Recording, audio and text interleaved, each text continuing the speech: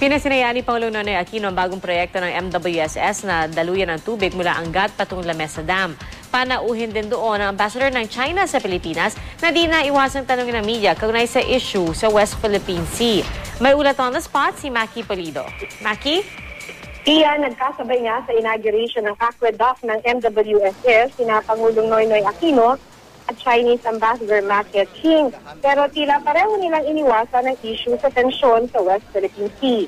Nung linggo lang natanggal ang na-stranded na Chinese warship sa Spratlys, pero nung araw din yon, dumating ang may 30 fishing vessels ng China. Sa talumpati ni Pinoy na siyang guest of honor and speaker, pinasalamatan niya ang China sa tulong na ibinigay nito sa pagpapatayo ng aqueduct o ang daluyan ng tubig mula Angat Dam patungong Lamesa Dam at magsisilbing supply ng tubig sa Metro Manila, Rizal at Bulacan. 5 billion pesos ang ipinautang ng China sa Pilipinas para maipagawa ito na ayon kay Pinoy, indikasyong mahalaga ang mapayapang ugnayan sa pagitan ng dalawang bansa. Hindi na nagpaunlak ng media interview si Pinoy, si Chinese Ambassador Ma naman, tumangging sumagot sa anumang tanong tungkol sa Spratlys. Hindi raw issue ito ang kanyang itinunta sa inauguration ng MWSS Aqueduct. Pero ayon kay MWSS Administrator Gerardo Esquivel, hindi apektado ang proyekto sa issue ng Spratlys.